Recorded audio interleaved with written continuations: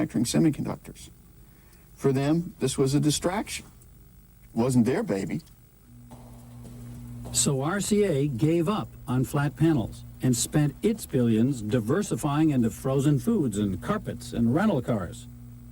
But Sharp knew a good bet when they saw it. Sharp bought a license to make flat panels and became a major player in the global electronics market. Was this a big gamble? There was a great risk, and I think that it was a gamble at the time. It took guts and long-term commitment. Eventually, Sharp spent several $1 billion on this technology. But what we did was a step-by-step investment. We started with the electronic calculator, and we saw that it was successful. Then we turned to the electronic notebook. We always checked carefully at each stage whether this investment was worthwhile. But in the end, it totaled a few $1 billion. The patient Japanese approach, building up manufacturing know-how gradually, instead of going for an immediate home run, has paid off. The Japanese now produce 98% of the flat panels used worldwide, with a $20 billion market beckoning. The new Sharp ViewCam, an absolute original. What's worse, I learned, the invention that got away may become the lab that got away. Some of America's great industrial research labs have drastically cut back on staff and research. So Japanese industry now outspends the U.S. in civilian research. While Sharp prospers, RCA has gone out of business. Heilmeyer's old lab is a fraction of its former size, and nearby Nippon Electric Corporation has built a plush new lab with 40 top-flight American scientists, symbol of a new challenge to U.S. research supremacy.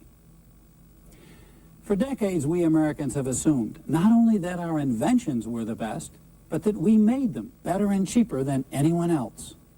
Yes, Pontiac for 1949 has the greatest supporting cast. Ah, yes. Remember those days? We came out of World War II riding high. The top was down and we were flying. Ooh, I want a Pontiac too. Okay, we'll have the usual two-car garage. In cars, GM set the pace and the styles, and the money rolled in. It's easy to see myself taking the wheel. No one could challenge us. Germany and Japan were flat on their backs. And with easy successes, our industrial leaders became cocky and careless. Ooh, what a dreamy ride. That was then. This is now.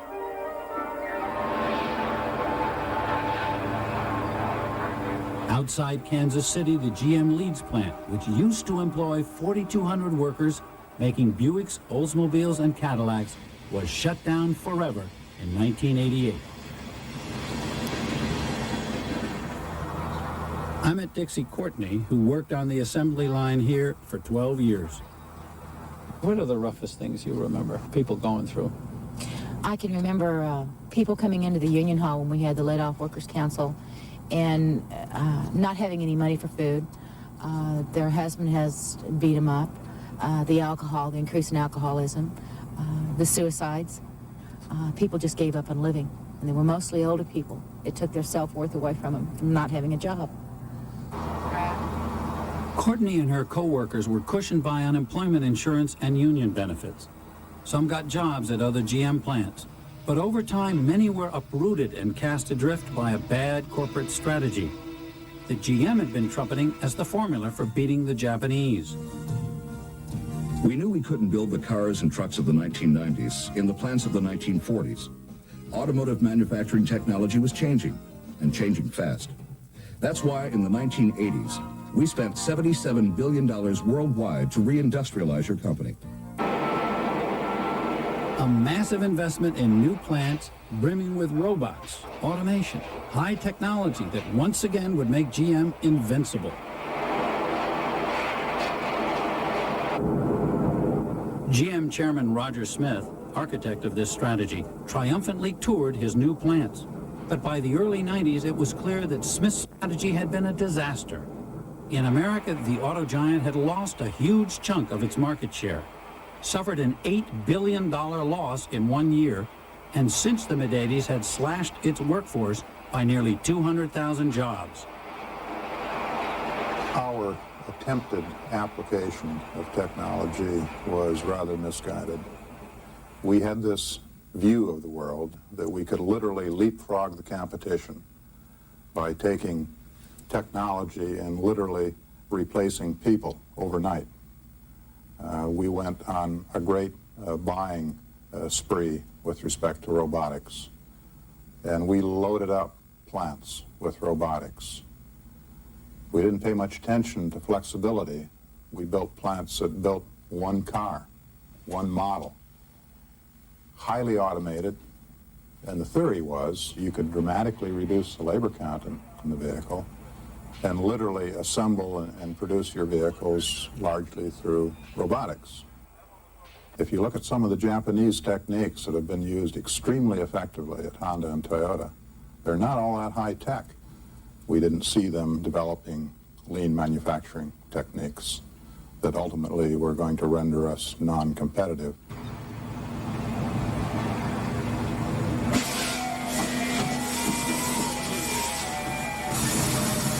It's not just clever techniques that powered Japan's success, I learned, but different cultural values that placed less emphasis on robots and more on workers and teamwork to generate a high-performance workplace.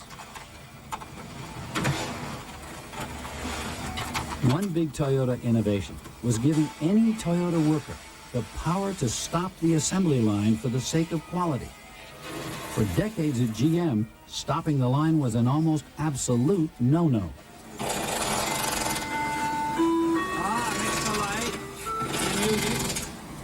And anybody can pull it.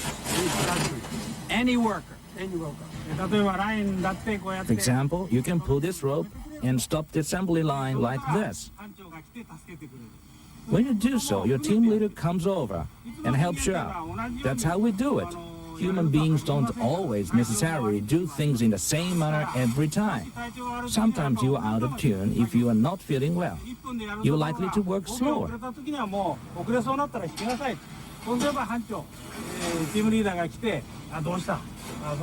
If you're supposed to do something in a minute, and you think you'll be a few seconds longer, then you pull the rope, and your team leader will come over and ask what's wrong. He will see what the problem is. That's how we back people up. It's just like in baseball. When the third baseman drops a ball, the catcher backs him up. One way Toyota motivates workers is by encouraging them to invent ways to improve their own jobs. That's called Kaizen, continuous improvement. I saw simple worker inventions all over the plant, like this gliding work chair, Raku Raku. Manager Tomomatsu suggests the inspiration. Squid in the sea. The squid in the sea? In the sea. Floating. Very floating and very freely moving. So, team member can move the chairs and other tools like freely like a squid in the sea. They liked these little improvements, but I was struck that the assembly was far less automated than a modern GM plant, and that actually helped Toyota make 38 different models on one line. We are making many different kinds of vehicles here. Domestic Camry and Corona and station wagon of Corona. So it's easier for people to switch from one to the other than it is for robots. Exactly. That flexibility helps Toyota respond to shifting consumer demand. If the Camry isn't selling 1 month, build more Coronas. Trouble is, Toyota may be losing that advantage. They may be forced to automate more because of some workers leaving and the difficulty of recruiting replacements. You have a problem with turnover? Yes. Yes.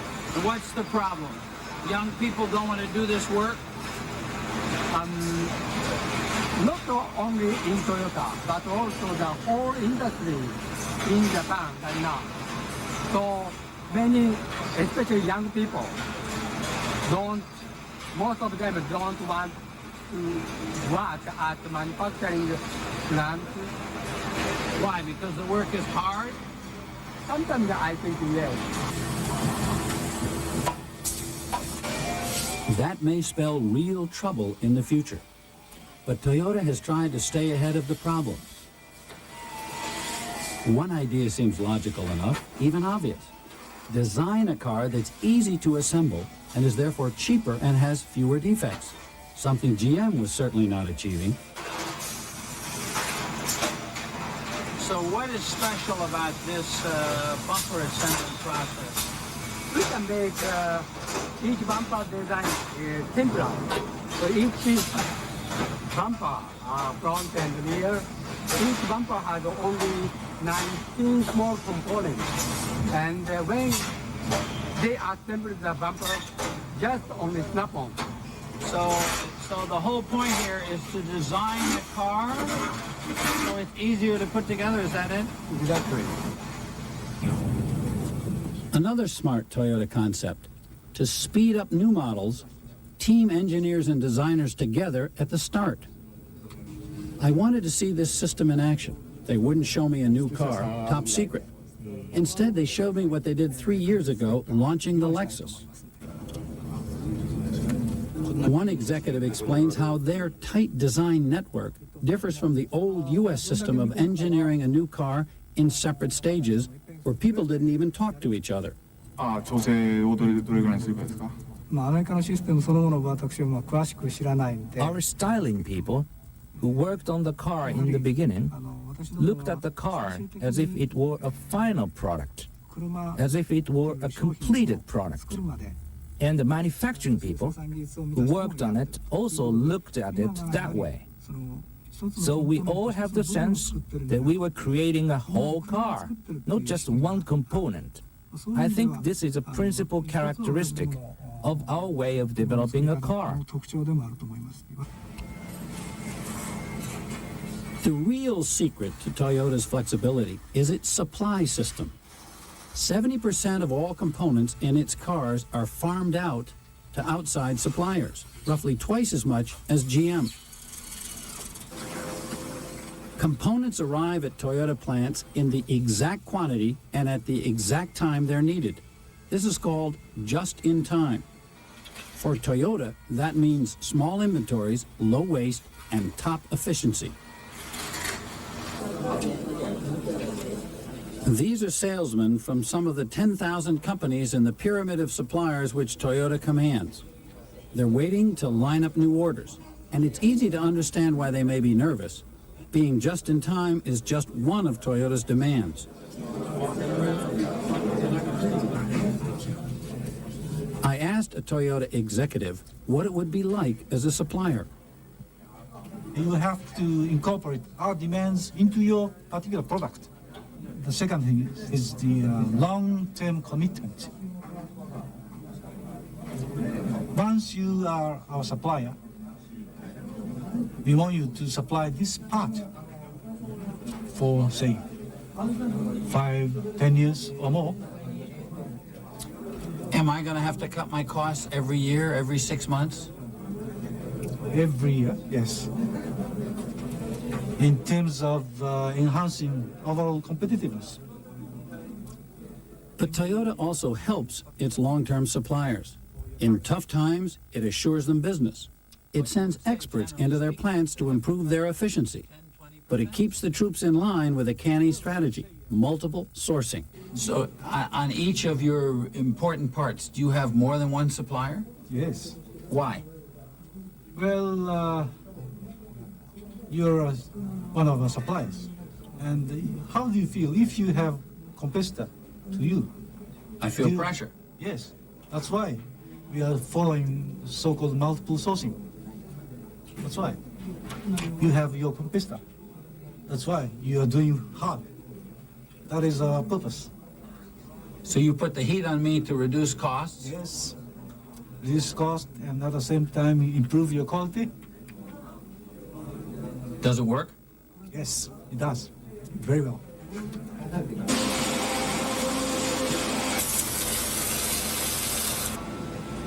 Toyota's feudal system of suppliers is arranged in layers. The first layer fed by hundreds of tiny subcontractors.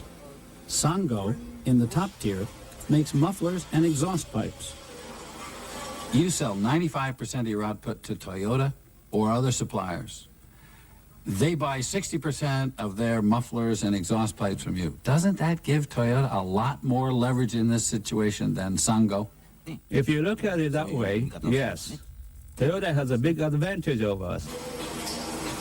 That pressure gets pushed down to the bottom of the pyramid, where I found a 4-person machine shop run by the Taniyura family. They make tiny metal pieces for electrical components. This is the base on which Japanese industry rests. These little shops. Father, mother, son, daughter-in-law. Toyota says times are tough and they got to cut costs. They say that to their suppliers, and they say that to their suppliers, and it comes down to you. How do you cope with that?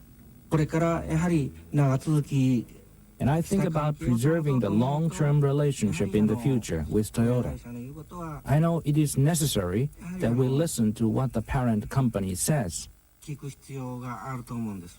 In hard times like this, do your customers insist that the prices go down? And once they go down, do they ever let them go back up again? Once the cost is reduced, it doesn't change again. I've never once had them increase it because the economy got better. You just use the term mother company or parent company. What does that mean? We use that term a lot in Japan. We call the originator of an order, like Toyota, the parent. Then the first supplier is the child, and the third is the grandchild. If Toyota is a parent, then we are the grandchildren. I saw how unique Japanese values of loyalty and stoicism sustain Taniyura-san as he cuts prices to keep Toyota a world leader.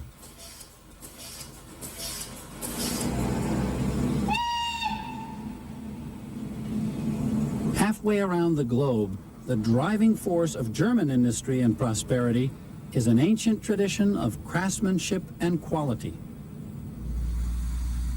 For years, that supreme bastion of German excellence, Mercedes-Benz, confidently dominated the high-end luxury car market. In America as well as Europe, German cars meant quality, and Mercedes was the ultimate. Then along came the Lexus from Toyota, and Mercedes chairman Helmut Werner feels the heat. If this car costs $160,000, somebody can buy, say, 3 or 4 Lexuses at that price. Will they continue to buy this car? Lexus is quite a challenge, and what the Japanese are doing is very, very impressive. Therefore, yes, we very much are under pressure as far as costs are concerned, as far as efficiency is concerned. We are very much under pressure as far as quality is concerned. The customer expects much more. And so we have to accept this new challenge, and we have to do better.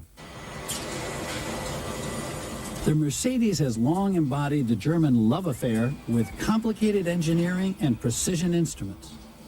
I was bowled over by this machine.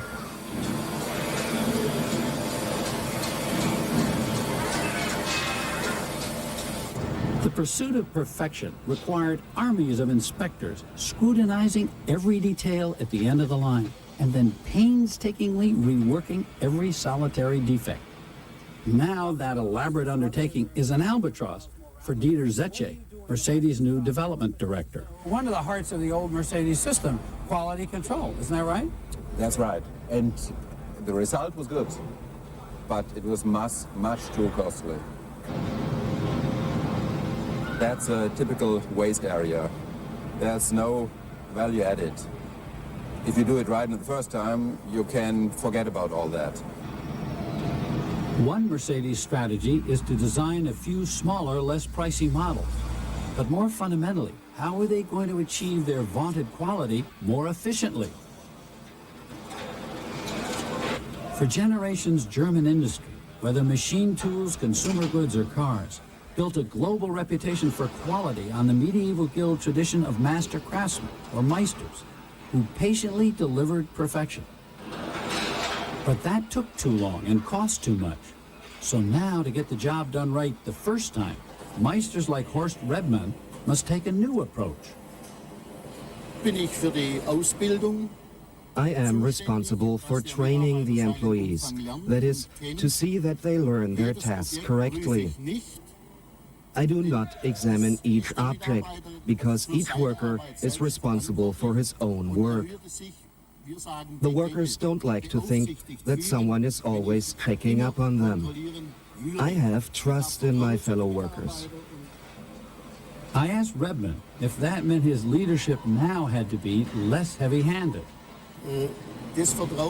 Simply put, you can produce trust through a certain pressure on the worker, but pressure in such a way that the worker doesn't notice it. The pressure from the master craftsman has to be incorporated with the idea of trust and teamwork. Mercedes is trying Japanese-style work teams, but adding its own wrinkle. In place of repetitive, mindless little tasks on an ever-moving assembly line, the company assigns each team a half-hour sub-assembly job at a stationary site and puts the team in charge of organizing their own work. The advantage is that there are fewer mistakes through better cooperation among the people. If one person is finished with his work, then he can help the next person. The most important thing is to make fewer mistakes. And when he did his work, he goes here and said, I did a good job. And he's saying, that's me, that's my signature, I did a good job. And we trust him, and we say that's okay. He takes responsibility. He takes responsibility for his own work. Nobody has to control him. As he knows, it's my responsibility that he avoids 80% of the mistakes he made in the past. After seeing the German emphasis on excellence and skilled teams, and the Japanese system of lean manufacturing and worker empowerment, I wanted a closer look at how Roger Smith's high-tech strategy had played out at General Motors. During the 1980s, Ford and Chrysler had been changing, learning lessons from abroad, and I knew they were coming back. So why was GM, biggest of them all, still slipping? I chose one of GM's most modern plants in Fairfax, Kansas, rebuilt in 1987. A brand new plant, about 1,800,000 square feet, probably cost $1 billion. It makes the Pontiac Grand Prix. Jim Harbour is widely known for his tough-minded auto industry analysis. Well, what happened was in this billion-dollar plant that can make 1,000 cars a day, 240,000 a year, nobody could sell the car. It is a showplace of automation. Probably has 250 different robots, yet the volume, they could never sell enough volume to keep the plant loaded. It is not flexible enough to make the Lumina or Cutlass Supreme, so it sits there and wallows in one shift instead of two, making about 100,000 cars a year, and I spend $1 billion to get 240,000 a year. So the Fairfax plant is a victim of GM's blind reliance on mass production and arrogantly thinking it could decide what cars customers would want year after year instead of reacting to the market. But what about the plant's operation? I wanted to tour Fairfax and talk to its executives, but management said no. So I met with a group of workers in a body shop to get their slant. One of the ideas of lean production is to design this car so it's easy to assemble.